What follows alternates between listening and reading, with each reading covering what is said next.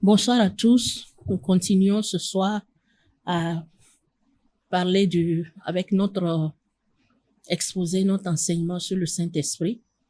Et par la grâce de Dieu, je pense que nous serons bénis de garder ces choses encore dans nos cœurs. Et cela va nous aider dans notre marche avec Dieu. Saint-Esprit, prends toute la place, nous t'appelons. Viens et dispose de toutes choses et fais-nous du bien. Que ta lumière soit, chasse nos ténèbres et aide-nous à garder ce que nous allons apprendre dans nos cœurs. Au nom de Jésus. Amen. Alors, ce soir, nous continuons de parler du Saint-Esprit. Nous allons parler de la présence du Saint-Esprit. Et pour parler de la présence du Saint-Esprit, nous disons que la présence physique de Jésus sur terre n'a été, c'est vrai, que de courte durée, 33 ans et demi.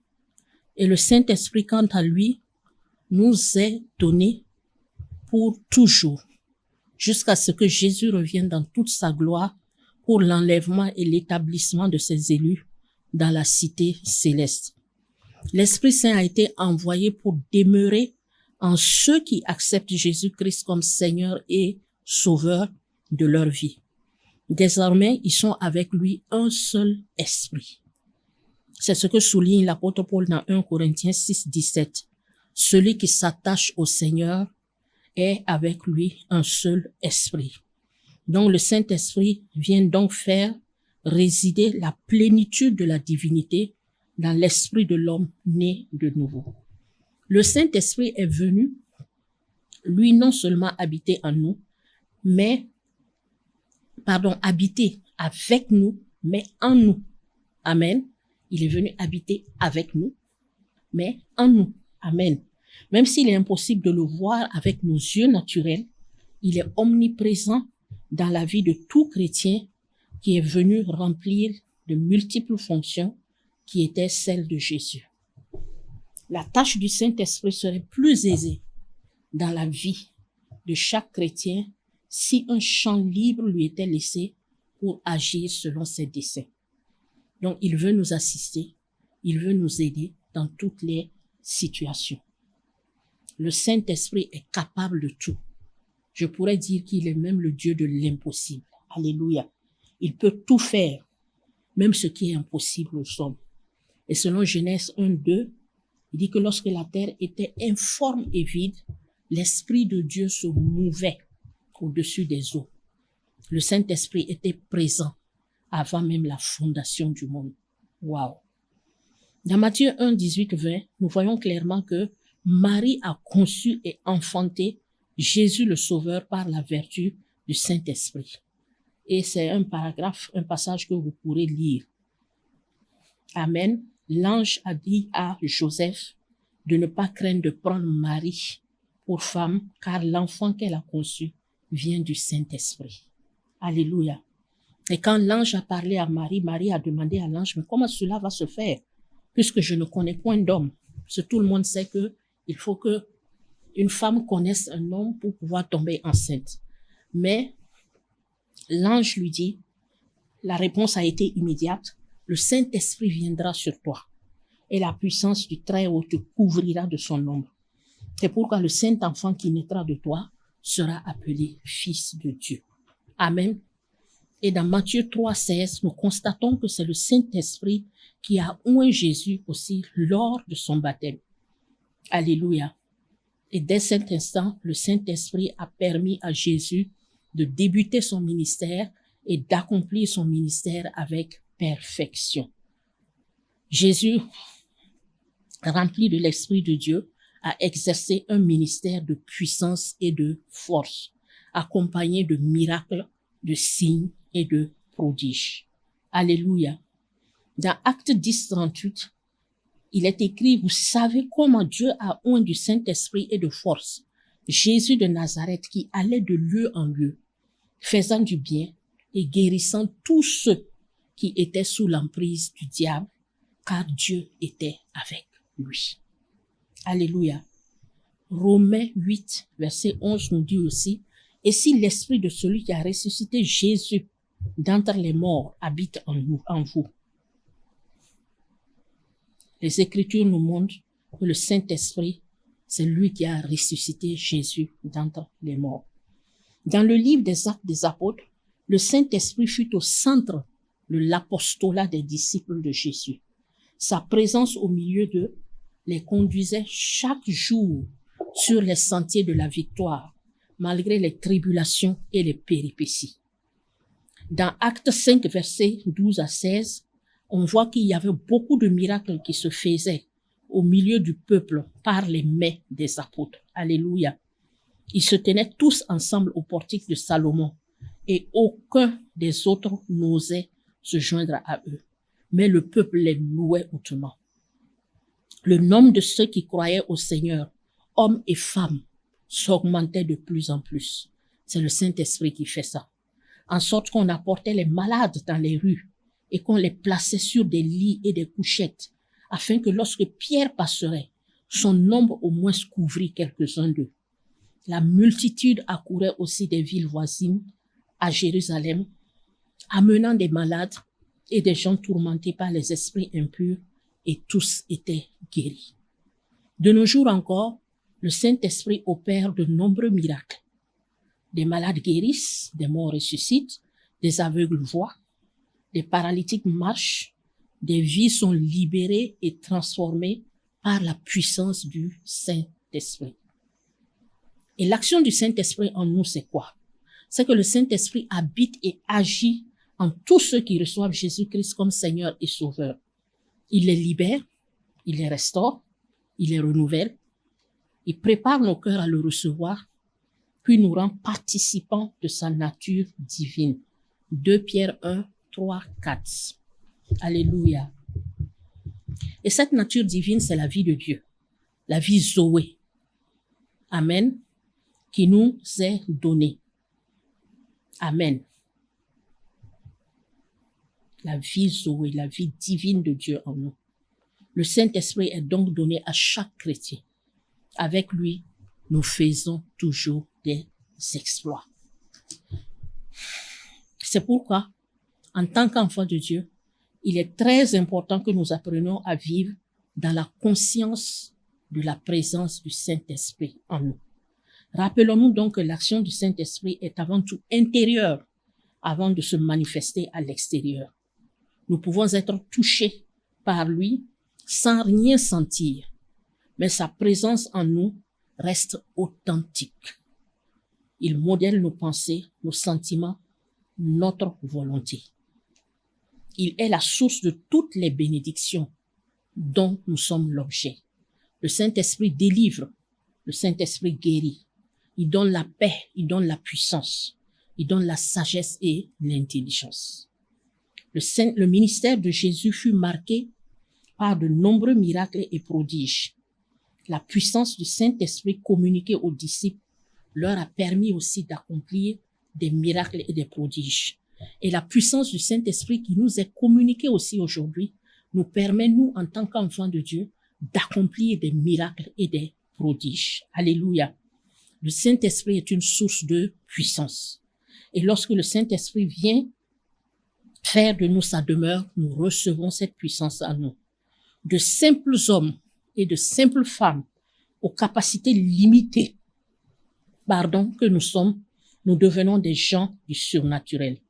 Dès lors, les miracles et les prodiges deviennent notre quotidien. Amen. Les miracles et les prodiges ne doivent pas être extraordinaires pour nous, enfants de Dieu. Ça doit être quelque chose que nous vivons au quotidien. Alléluia. Il est dit dans Actes 6, verset 5, qu'Étienne était un homme plein de foi et d'Esprit Saint. Plus loin dans Actes 6, 8, il est mentionné du même Étienne qu'il était plein de grâce et de puissance. Il faisait des prodiges et de grands miracles parmi le peuple. Aujourd'hui encore, ça existe. Amen. Que le Seigneur nous aide. L'apôtre Paul, qui exerça un ministère basé sur le Saint-Esprit, a lui aussi expérimenté la puissance du Saint-Esprit. Dans Actes 19, 11, nous voyons que Dieu faisait des miracles extraordinaires par les mains de Paul. De même que Jésus n'opéra aucun miracle avant la plénitude du Saint-Esprit, L'apôtre Paul également a attendu cette plénitude avant que des miracles ne se produisent entre ses mains. N'essayons pas de dévancer Dieu. Laissons le Saint-Esprit nous conduire. Soyons patients. Soyons patients. Une grande servante de Dieu des années antérieures, Catherine Kuhlman, je crois que beaucoup ont déjà entendu parler d'elle, une grande évangéliste de son époque, avait un ministère de puissance avec des signes, des prodiges, des miracles à cause de sa reconnaissance du Saint-Esprit comme source de puissance divine. Il y avait aussi d'autres prédicateurs comme A.A. Allen, T.L. Osborne. Il y avait toutes ces personnes qui ont œuvré dans le domaine de la puissance. Que Dieu nous aide. Et aujourd'hui encore dans notre monde, il y a des hommes de Dieu, des femmes de Dieu. Nous ne les connaissons pas tous, qui manifestent la puissance du Saint-Esprit. Alléluia. Le Saint-Esprit nous est donné aussi comme une source de paix. La paix fait partie des bénédictions que nous donne le Saint-Esprit.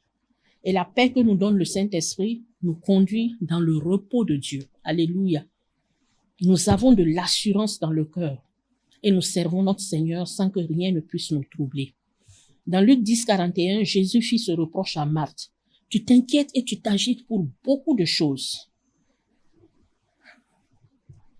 Aujourd'hui, je crois que Jésus fait aussi ce reproche à beaucoup d'entre nous. Nous sommes très inquiets, nous nous agitons beaucoup pour beaucoup de choses. Il n'est donc pas étonnant que l'apôtre Paul cite la paix comme le fruit de l'esprit dans Galates 5, 22. Alléluia. La présence du Saint-Esprit fait toute la différence en nous.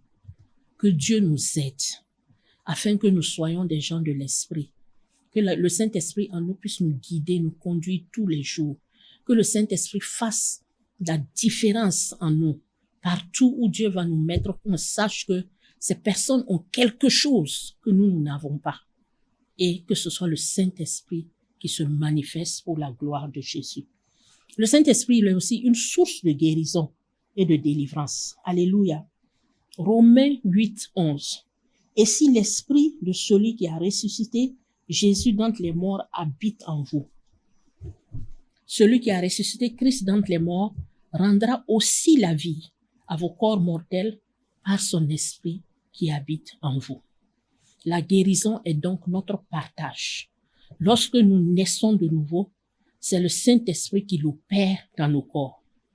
Et si tu es malade, je déclare la guérison dans ton corps au nom de Jésus.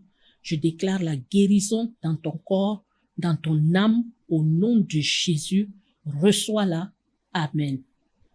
Il en est de même aussi pour la délivrance. Acte 10, 38 nous dit, vous savez comment Dieu a oint du Saint-Esprit et de force Jésus de Nazareth, qui allait de lieu en lieu, faisant du bien et guérissant tous ceux qui étaient sous l'emprise du diable. De même, le Saint-Esprit qui guidait Jésus dans toutes ses œuvres était avec Pierre et Jean lorsqu'ils sont descendus de la chambre haute. On peut lire ceci dans Actes 3, 1 à 8. Pierre et Jean montaient ensemble au temple à l'heure de la prière. Je crois que vous connaissez tous l'histoire. Je ne vais pas m'arrêter trop là-dessus. Mais pour dire quoi? Pour résumer, c'est l'histoire du paralytique assis devant la porte, la belle du temple, et qui tendait la main à Pierre et à Jean, pensant recevoir quelque chose. Mais Pierre va lui dire, nous n'avons rien pour toi, ni argent ni or, mais ce que nous avons, nous te le donnons au nom de Jésus de Nazareth, lève-toi et marche. Et on dit que d'un saut, il fut debout et il se mit à marcher. Il est entré avec eux dans le temple en marchant, en sautant et en louant Dieu. Et c'est le Saint-Esprit qui fait ça. Nous voyons comment le Saint-Esprit a opéré beaucoup de miracles au travers de la vie de Pierre. Amen. Que le Seigneur nous aide dans le nom de Jésus. Que nous soyons des gens de l'Esprit et que nous opérons selon l'Esprit j'insiste, dans le couloir dans lequel Dieu nous appelle. N'essayons pas d'imiter les gens. N'essayons pas de faire comme les gens. OK? opérons dans notre couloir d'appel parce que le Saint-Esprit a un couloir d'appel. Dieu a un couloir d'appel pour chacun de nous. Et si nous reconnaissons notre couloir et que nous marchons avec le Saint-Esprit, nous allons opérer dans notre couloir d'appel. C'est très, très, très important. Peut-être que ton couloir d'appel est un couloir d'appel de puissance, de signes, de prodiges. Peut-être que mon couloir d'appel est un couloir de réconfort, de restauration. N'essayons pas de ressembler les uns aux autres, parce que c'est ce qui amène souvent beaucoup de frustration et beaucoup de déception. Que le Seigneur nous aide.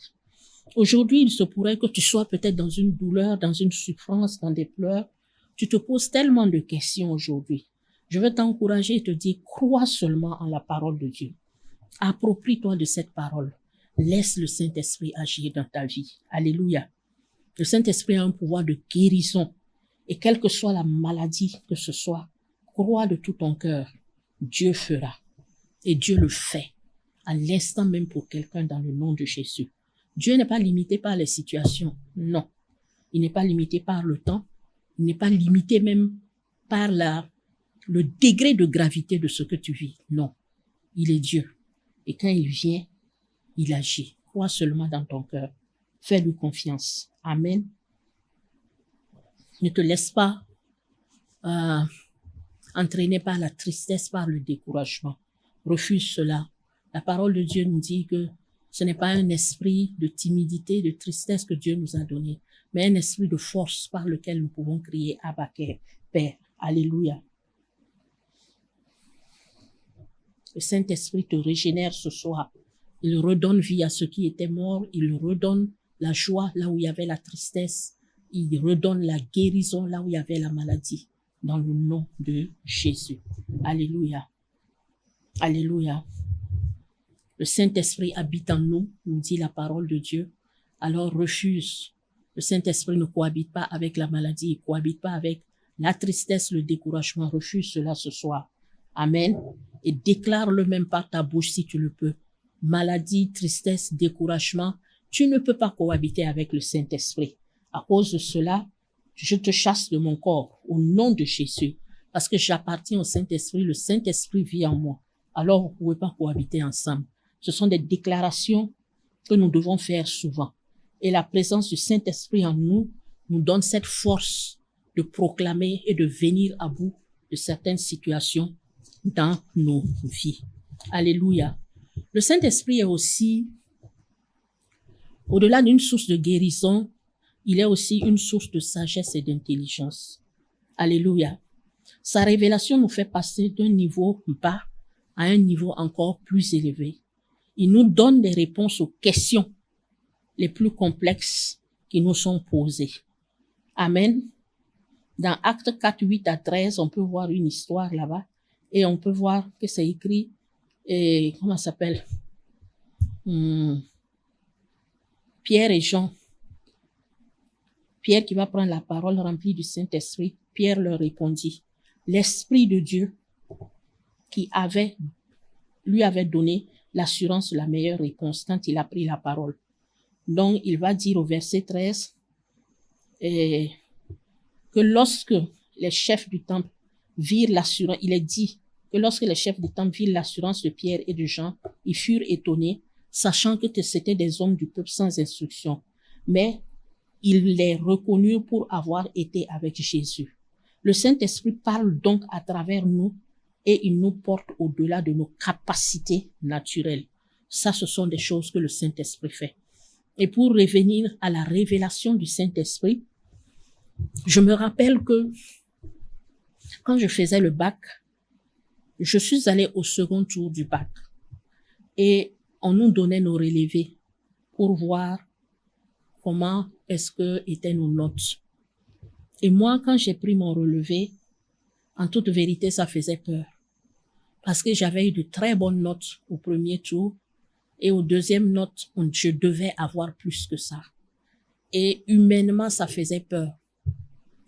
Je peux dire que j'ai même tremblé parce que je me suis dit que ça, je risquais de ne pas passer.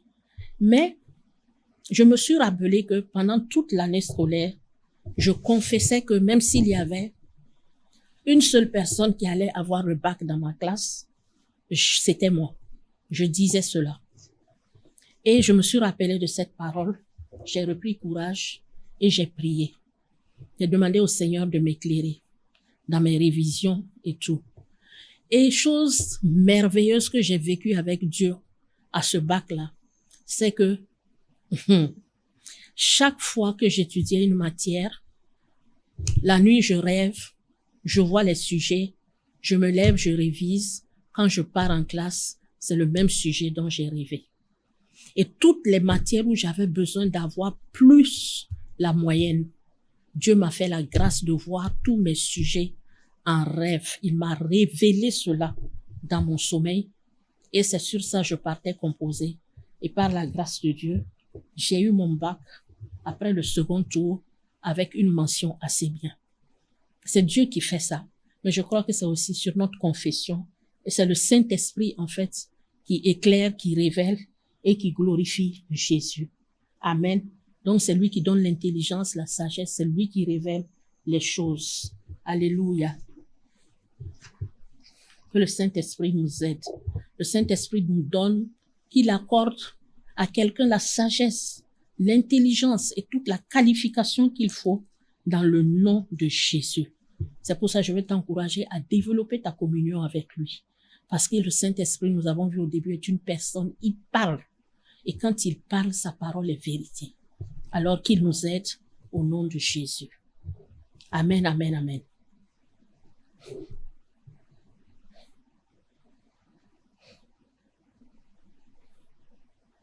Le Saint-Esprit, il est aussi un Père. Il est aussi un Père. Il nous donne, c'est vrai, l'intelligence, la sagesse, mais il est aussi un Père. De la même manière que le Père peut être un modèle, un mentor, un guide pour ses enfants, de la même manière que le Père peut être un conseiller, encourager ses enfants, les bénir, le Saint-Esprit nous donne en tant qu'enfants de Dieu. Et il nous donne tous ces repères-là en Dieu. Amen. Le Père, un Père a aussi certainement un héritage pour ses enfants. Et le Saint-Esprit, dans le chose avec le Saint-Esprit, nous avons aussi cet héritage. Amen. Nous ne sommes pas orphelins. Cela veut dire qu'il est avec nous et il joue son rôle de Père avec nous. Un autre caractère aussi qu'on trouve chez le Père, c'est qu'il est plein d'amour pour ses enfants. Le Père aimait ses enfants, il aime ses enfants. Il souhaite que ses enfants marchent sur le bon chemin, que ses enfants se repentissent quand ils font mal. Nous trouvons cela dans le livre de Luc avec l'enfant prodige. De même, Jésus aussi aimait ses disciples. Le Père nous aime. Le Père aimait Jésus. Jésus aimait ses disciples. Et le Saint-Esprit nous aime, nous aussi. Amen. Chaque chrétien doit savoir que le Saint-Esprit veut jouer en lui un rôle de Père et accomplir une mission, en fait, de Père dans sa vie. Amen. Donc, le Saint-Esprit habite en nous et le Saint-Esprit a, des missions qu'il accomplit dans nos vies. Donc, la première des missions que nous venons de commencer à voir, c'est la mission du Père. Les missions que le Saint-Esprit exerce en nous aujourd'hui sont celles que le Seigneur Jésus exerçait lorsqu'il était physiquement sur terre. Alléluia. Le Saint-Esprit, notre Paraclétos, il est aujourd'hui, je peux dire, le remplaçant de Jésus sur terre. Alléluia. Quelqu'un a dit que le Saint-Esprit est le remplaçant de Jésus sur terre et je suis parfaitement d'accord avec lui. Donc, la première mission du Saint-Esprit qu'il accomplit pour nous aujourd'hui sur terre, c'est la mission de Père. Il a dit qu'il n'allait pas nous laisser orphelins, selon Jean 14, 18. Nous avons vu aujourd'hui. Et la deuxième mission, c'est la mission de consolateur. La mission de consolation est celle que l'on évoque de plus en plus lorsqu'on parle du Saint-Esprit. Parce que c'est d'ailleurs, en fait, le mot consolateur qui tente d'exprimer en français le contenu, en fait, de Paraclétos. Il est utilisé dans le passage de Jean 14, verset 15. où Jésus dit à ses disciples, si vous m'aimez, gardez mes commandements. Et moi, je prierai le Père. Il vous donnera un autre consolateur afin qu'il demeure éternellement avec vous. Le Saint-Esprit nous a été donné pour demeurer éternellement avec nous. Donc, faisons tout pour ne pas l'attrister. Et dans Jean 14, 15, la parole vivante nous dit que, et moi, je demanderai au Père de vous donner quelqu'un d'autre pour vous conseiller et vous défendre. Quelqu'un qui reste pour toujours avec vous. Éternellement, pour toujours. Que Dieu nous aide. Sachant qu'il s'en irait et qu'il serait difficile à ses disciples de supporter cette absence, alors Jésus les a rassurés par la venue du Saint-Esprit. Et en nous référant à l'étymologie du mot Parakletos, le Saint-Esprit est la personne divine qui nous encourage, nous réconforte dans les moments difficiles. Lorsque notre morale est plus bas, il nous révèle et nous fortifie à tous égards. Troisièmement, troisième mission qu'il a pour nous, c'est la mission d'enseignant. Le Saint-Esprit est l'auteur de la parole de Dieu. Alléluia. Amen. C'est encore lui qui détient la capacité de la traduire par la bouche d'une personne en enseignant et en la rendant accessible à tous. Le Saint-Esprit révèle la parole et nous éclaire sur l'essence même de la parole. C'est pourquoi David nous dira dans Psaume 119, verset 130, « La révélation de tes paroles est claire. Elle donne l'intelligence aux simples. » Lorsque Jésus était sur terre, il était oint. Il était l'enseignant par excellence. Et dans Jean 14, 26, Jésus rassurait ses disciples en ces termes sur le rôle d'enseignant du Saint-Esprit qui devait venir. Mais le consolateur, le Saint-Esprit, que le Père enverra en mon nom, vous enseignera toutes choses et vous rappellera tout ce que je vous ai dit. Et on a parlé du fait de rappeler plus haut. Alléluia. Donc le rôle d'enseignant du Saint-Esprit pour les croyants se prolonge même dans nos situations humaines de chaque jour, où nous pouvons être en difficulté pour procurer des réponses peut-être adéquates ou pertinentes. C'est pourquoi Jésus a rassuré ses disciples dans Luc 12, 11 à 12 en ces termes. Quand on vous mènera par exemple devant les synagogues, les magistrats, les autorités, ne vous inquiétez pas de la manière dont vous vous défendrez, ni de ce que vous direz, parce que le Saint-Esprit vous enseignera à l'heure même ce qu'il faudra dire. Et je sais que beaucoup d'entre nous, nous avons dû vivre ce genre de situation où on était peut-être pris dans certains tourments, certains engrenages, certaines situations où vraiment on ne savait quoi faire, que ce soit dans notre monde professionnel et tout, ou quand on a compté sur lui, il a été fidèle et il est venu nous mettre les mots qu'il fallait sur la langue et nous sommes sortis en fait du pétrin, si je peux le dire ainsi. La quatrième mission du Saint-Esprit, c'est la mission d'avocat. Dans 1 Jean 2, 1, une mise en garde est faite. Mes petits enfants, je vous écris ces choses afin que vous ne péchiez point. Et si quelqu'un a péché, nous avons un avocat auprès du Père, Jésus-Christ le juste. Donc, lorsque nous plaidons, Jésus plaide notre cause auprès du Père.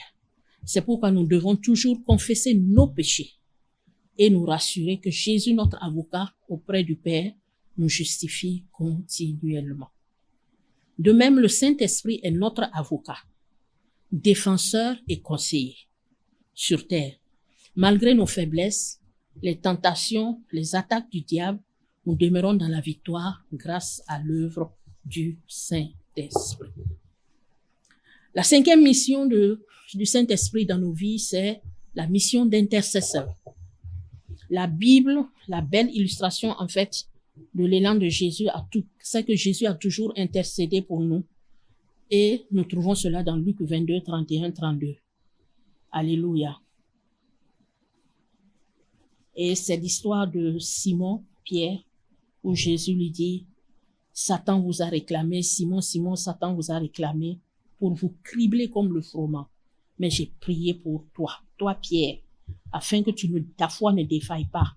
Et quand tu seras converti, affermis tes frères. Wow, ce passage, il est très puissant. Mais dans la version parole vivante, il est dit, écoute Simon, méfie-toi. Satan a demandé le droit de vous passer tous au crible. Mais, comme le blé. Mais j'ai prié pour toi, pour que tu ne perdes pas la foi.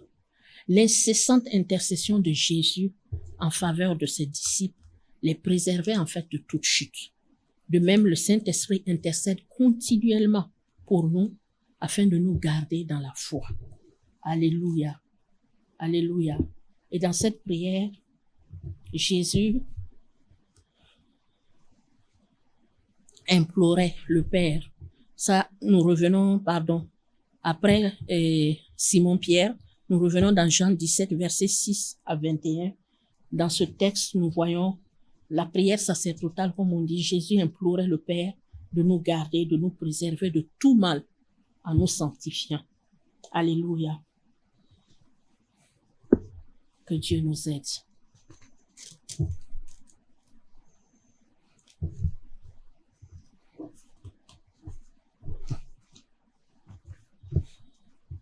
Gloire à Jésus. Excusez-moi. Je me retrouve.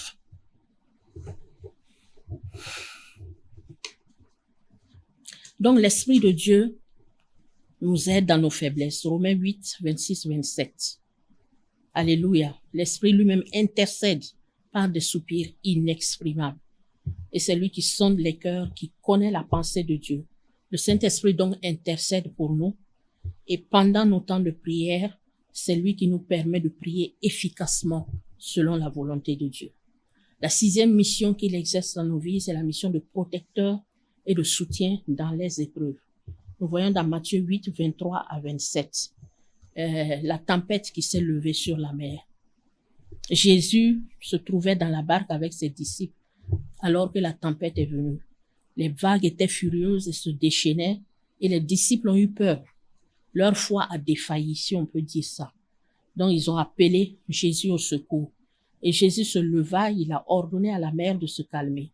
Et tout comme Jésus, le Saint-Esprit est un grand soutien pour nous dans les épreuves. Il prend également le contrôle de nos difficultés. Amen. Quand nous l'appelons, il vient nous assister. Partout, il nous aide. Amen. Il nous protège. Il nous met au large. Amen. Lorsque nous nous recommandons à lui. Nous devons être conscients de la présence du Saint-Esprit en nous et avec nous. N'oublions jamais cela. En nous et avec nous. Autant Jésus dans Matthieu 28, 20. Voici, je suis avec vous tous les jours jusqu'à la fin du monde. Alléluia. Que le Saint-Esprit nous aide à croire qu'il est toujours avec nous tous les jours jusqu'à la fin du monde. En tant qu'enfant de Dieu, souvent, devant les difficultés, dans les épreuves, nous avons du mal à croire que Dieu est avec nous. Parce que nous voulons souvent l'entendre, nous voulons le voir agir avec puissance et autorité. Les gens disent by fire, by force, il agit. Dieu n'est pas comme ça, mais il est avec nous. Ce n'est pas tous les temps que nous allons l'entendre ou le sentir, mais il est avec nous. Les épreuves nous fortifient. Les épreuves nous font aussi apprécier la fidélité et la bonté de Dieu. N'oublions pas cela. Le Seigneur n'abandonne pas ses enfants. Confions-nous à l'Esprit Saint qui sait toutes choses et qui contrôle toutes choses dans nos vies. Si Satan a pour nous des plans d'échec, sachons que l'Esprit de Dieu a pour nous des plans de succès. Satan forme contre nous des projets de guerre, mais Dieu forme pour nous des projets de paix. Regardons à la puissance et à l'efficacité du Saint-Esprit et non à la taille de nos problèmes. Alléluia. Amen. Alors que nous parlons du Saint-Esprit, j'aimerais cette fois-ci que nous nous arrêtions sur le fait que nous devons développer une communion avec le Saint-Esprit. Alléluia. Alors, nous venons de voir vraiment la présence qui est le Saint-Esprit ces missions, ces différentes missions, en fait, dans notre vie aujourd'hui. Et ici, nous voulons parler de la nécessité vraiment, l'importance de développer une communion avec le Saint-Esprit. L'intimité avec le Saint-Esprit. Vous voyez, dans l'Ancien Testament, Dieu, pour pouvoir communier avec son peuple, avait demandé en fait à Moïse de construire un tabernacle. Dans Exode 35, le tabernacle était constitué de 3 parties, et nous savons tous cela, les 3 principales parties, à savoir le parvis, le lieu saint et le lieu très saint. Et chaque partie du tabernacle correspondait à un niveau de communion avec Dieu.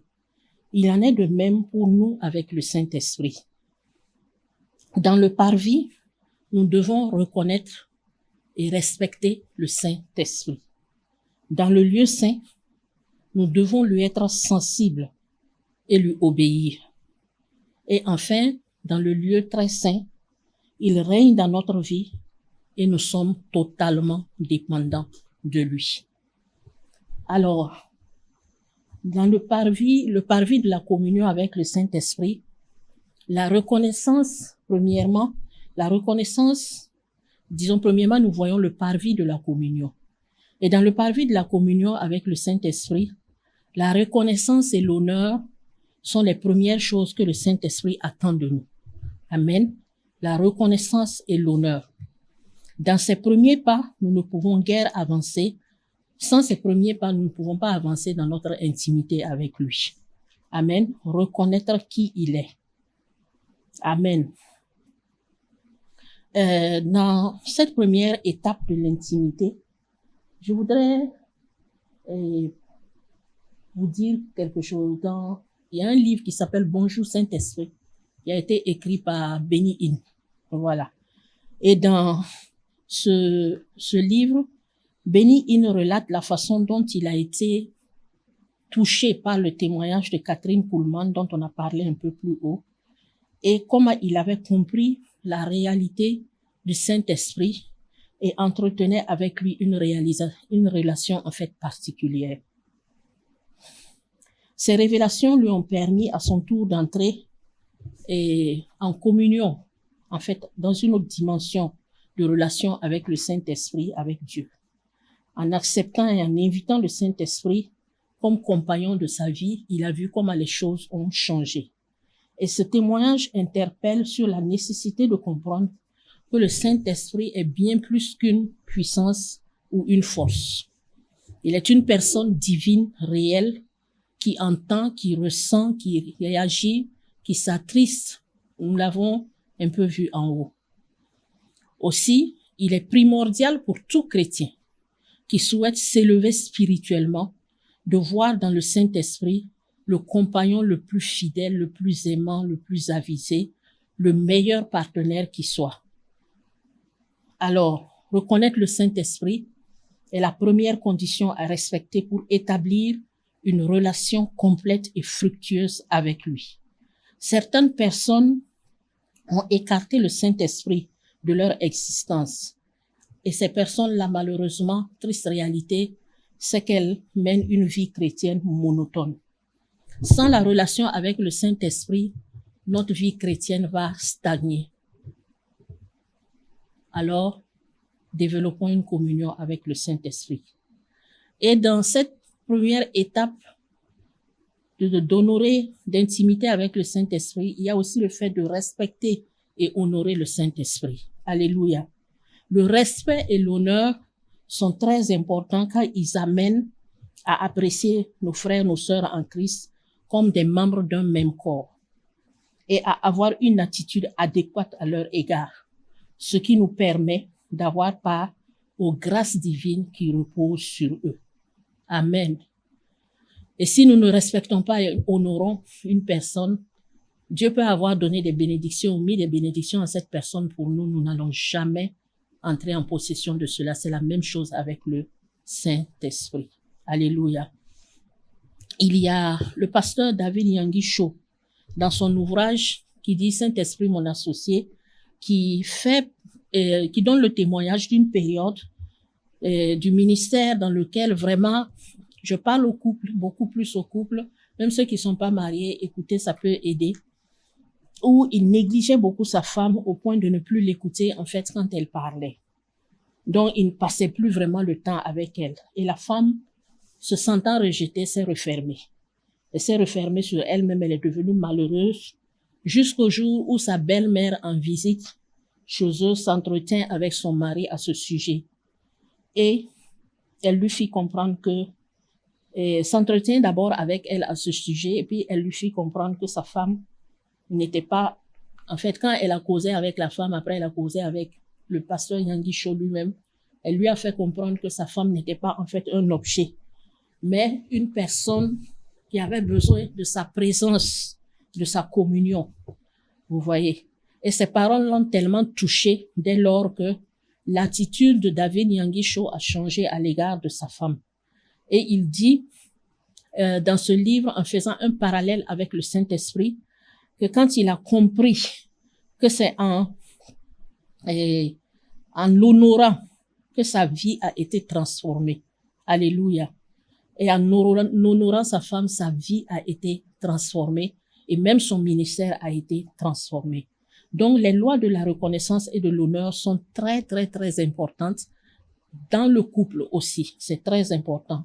Donc, après ça, David Yangui Cho, il dit dans ce témoignage qu'il a pris l'habitude de passer du temps avec son épouse. Au niveau du ministère aussi, il a développé une communion particulière avec le Saint-Esprit. Et il reconnaît que avant ce changement d'attitude, l'Église ne progressait pas. Mais après que toutes ces choses se soient remises en ordre, il a vu vraiment comment Dieu a agi dans l'Église, comment ils ont connu une expansion en fait numérique. Le Saint-Esprit, c'est une personne divine et l'honorer comme tel, nous allons expérimenter des miracles, des prodiges dans notre vie, dans notre ministère, dans nos activités. Alléluia. Que le Seigneur nous aide à pouvoir honorer le Saint-Esprit, à pouvoir le respecter, à pouvoir le mettre à la place qu'il faut. Donc, nous avons vu le parvis de la communion avec Dieu. Et deuxièmement, nous voulons voir maintenant le lieu saint de la communion. Alléluia. Si reconnaître et respecter le Saint-Esprit sont le début d'une bonne intimité avec lui, nous devons encore aller plus loin. Alléluia. Dans l'Ancien Testament, le lieu saint était la deuxième partie du tabernacle à traverser avant d'accéder à la présence de Dieu. Amen. Et dans notre communion avec le Saint-Esprit, le lieu saint correspond à notre sensibilité, à la sensibilité que nous développons avec le Saint-Esprit et à l'obéissance à lui. Amen. Alors, être sensible au Saint-Esprit.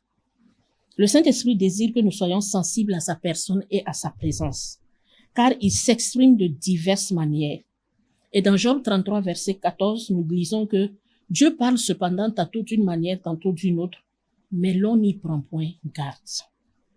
Par exemple, pendant le culte, alors que nous écoutons la prédication, nous pouvons nous sentir interpellés, n'est-ce pas? Et je crois que ça arrive à plus d'entre un ici parmi nous. Et souvent, c'est le Saint-Esprit qui nous parle. Et dans ce cas, il nous parle personnellement. Et quand cette parole nous touche spécifiquement, cette parole devient une révélation, un rhéma pour chacun d'entre nous qui est touché. Il peut aussi arriver que pendant les temps de louange et d'adoration, un cantique rende manifeste la présence du Saint-Esprit et ça va nous toucher de fois au point où certaines personnes pleurent, il y en a qui rient, il y en a qui tapent les mains. C'est notre révélation que nous avons reçue. Ça peut aussi nous arriver dans des causeries, dans des discussions. On est en train de parler de quelque chose, mais toi, tu entends la chose autrement. C'est ta révélation. C'est le Saint-Esprit qui fait ça. Savoir être sensible au Saint-Esprit est extrêmement important pour tout enfant de Dieu. Seuls ceux qui savent apprécier la présence du Saint-Esprit et y être sensibles seront touchés et bénis. Et le tout n'est pas seulement d'être sensible, mais le tout aussi, c'est d'obéir à la voix du Saint-Esprit. Si nous sommes sensibles au Saint-Esprit, notre sensibilité doit être complété en fait par notre obéissance. Amen. Obéir au Saint-Esprit est une condition nécessaire pour développer notre communion avec lui. L'obéissance est une clé qui permet au Saint-Esprit d'agir dans notre vie, quelles que soient les difficultés qui se dressent devant nous. Aucune œuvre ni aucun sacrifice pour le Seigneur ne seront considérés comme grands s'ils ne sont pas faits dans un esprit d'obéissance. Notez bien ceci, rappelez-vous de cela. Aucune œuvre ni aucun sacrifice pour le Seigneur ne seront considérés comme grands s'ils ne sont pas faits dans un esprit d'obéissance. Amen. Et le roi Saül a appris cela à ses dépens face à sa désobéissance. Le prophète Samuel lui fit un reproche dans 1 Samuel 5, 22, en lui disant « L'Éternel trouve-t-il du plaisir dans les holocaustes et les sacrifices, comme dans l'obéissance à la voix de l'Éternel ?» Ça, c'est ce que Saül a posé comme question à Saül, ce que Samuel a posé comme question à Saül. Et il lui a dit, voici l'obéissance vaut mieux que les sacrifices. Et l'observation de sa parole vaut mieux que la graisse des béliers. Que chacun de nous puisse méditer sur cela. L'obéissance au Saint-Esprit est un véritable apprentissage. Et ce n'est pas souvent facile. Ce n'est pas souvent facile. Amen. La voix du Saint-Esprit retentit en nous pour nous guider et nous éviter souvent beaucoup de difficultés. Alléluia. L'Esprit de Dieu nous donne souvent des instructions, mais il nous appartient de lui obéir. Vouloir comprendre ses motivations avant de lui obéir, ça peut nous amener à commettre des erreurs et ça peut nous créer des problèmes. Il arrive que l'Esprit de Dieu nous parle, mais que nous perdions du temps à attendre des explications. Pire encore, il nous arrive d'ignorer sa voix pour nous rendre compte plus tard que nous sommes dans l'égarement, que nous sommes dans la perdition. Entendre la voix du Saint-Esprit et lui obéir va nous éviter de nombreux problèmes, de nombreux désagréments, de nombreuses frustrations. Alléluia. Le Saint-Esprit ne fait rien par hasard. Il a un but pour toute chose et il n'y a pas meilleur détenteur de la vérité que lui. Il est le guide par excellence et il ne se trompe guère.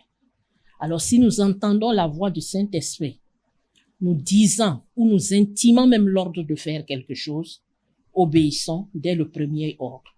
Parce que lui, il ne se trompe jamais, jamais, jamais. Amen. Pour nous accompagner, l'Esprit de Dieu, le Saint-Esprit a besoin que nous lui fassions confiance. Amen. Parce qu'il est notre victoire, il est notre succès, il est notre forteresse. Et nos sources sont en lui, dit la parole de Dieu. En lui, nous tirons notre vitalité. Amen. Le succès en toutes choses nous est garanti quand nous avons le Saint-Esprit, quand nous lui obéissons. Et cette conviction doit être ancrée dans nos cœurs. Nous ne devons jamais oublier cela. Nous devons donc apprendre à être attentifs à sa voix. Alléluia. Et à faire ce qu'il nous demande. Sinon, je dirais à faire exactement ce qu'il nous demande. Alléluia. Que le Saint-Esprit nous aide à être des enfants obéissants. Amen. Si nous refusons, et je dirais même tant que nous allons étouffer la voix de notre conscience, à la voix du Saint-Esprit, nos vies seront malheureuses. Triste vérité. Si nous refusons d'obéir aux instructions du Saint-Esprit, nous serons perdus et risquons de voir se déchaîner sur nous des situations difficiles ou des épreuves que nous aurions pu éviter. Alléluia. Et nous voulons maintenant voir je dirais, n'attristons pas le Saint-Esprit pour terminer. Et nous voulons voir en 3 le lieu très saint de la communion. Alléluia. La sensibilité, l'obéissance à la voix du Saint-Esprit nous permettent de bénéficier certes de ses grâces.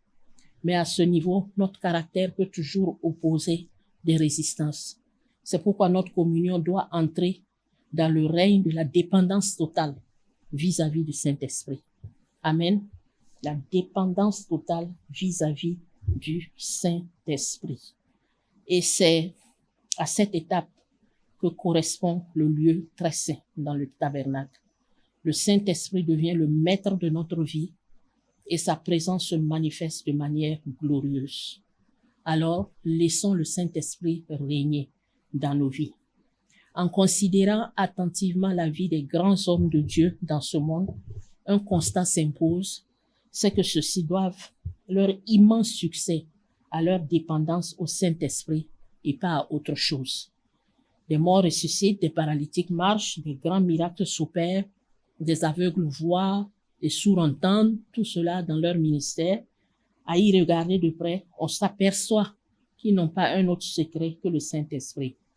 Et ces serviteurs ont su laisser le Saint-Esprit régner, en fait, dans leur vie.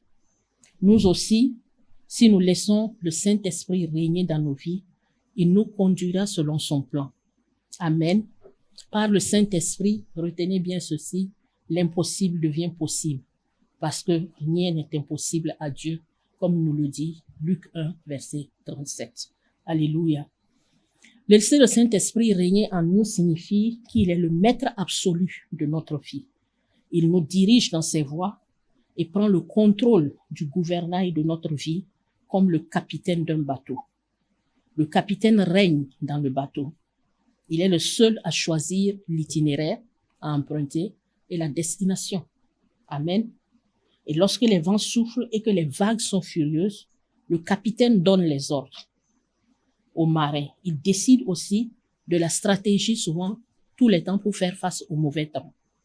Et la survie de l'équipage et l'entrée à bon port du bateau dépendent du capitaine. Et c'est la raison pour laquelle il est important d'avoir un bon capitaine, de confier la direction de sa vie au Saint-Esprit qui est le capitaine par excellence. Alléluia. Donc, dans cette troisième dimension où nous devons le laisser régner sur nos vies, nous devons aussi savoir que nous devons dépendre totalement de lui. Amen. L'Esprit de Dieu ne peut se tromper ou nous tromper. Par conséquence, l'Esprit de Dieu va nous pousser souvent à emprunter une voie qui peut paraître inhabituelle. Amen. Et nous devons lui faire confiance, car il nous conduira de gloire en gloire, comme nous dit la parole, de hauteur en hauteur, de victoire en victoire, et il nous assurera certainement une destinée glorieuse.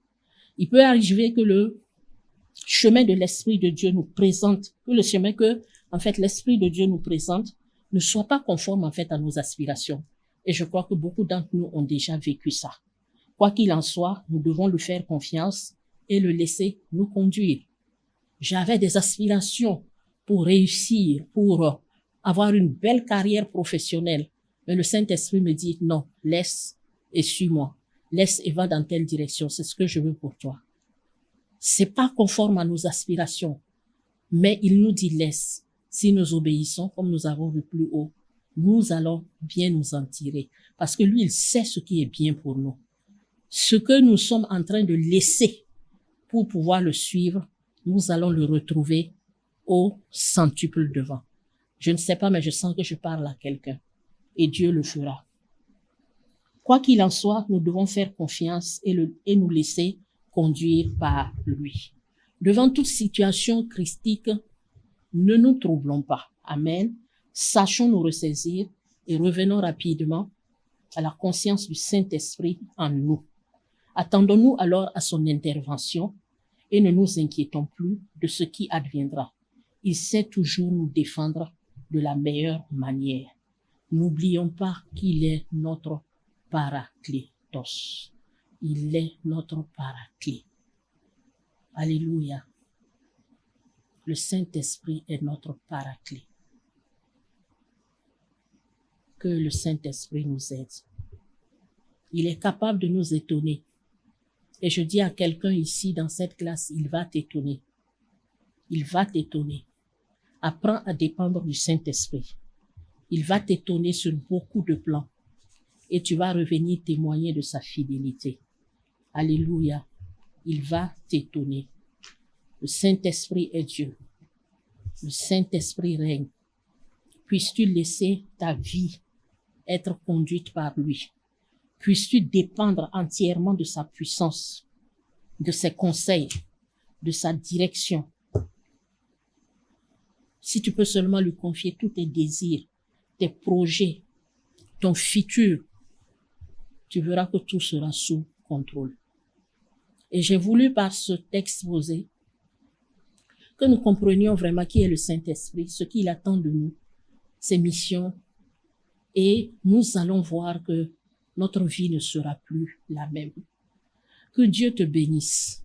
Alors que nous fermons cette grande parenthèse sur le Saint-Esprit, demain par la grâce de Dieu, nous allons continuer pour voir autre chose dans le livre des Actes des Apôtres et nous allons vous envoyer le lien du manuel de cours pour que vous puissiez aussi commencer à vous familiariser avec, parce que beaucoup de questions du devoir viendront aussi du manuel, mais aussi de l'exposé, je dirais pas l'enseignement, de l'exposé que nous avons eu sur le Saint-Esprit. Que Dieu vous bénisse et très bonne soirée. Merci.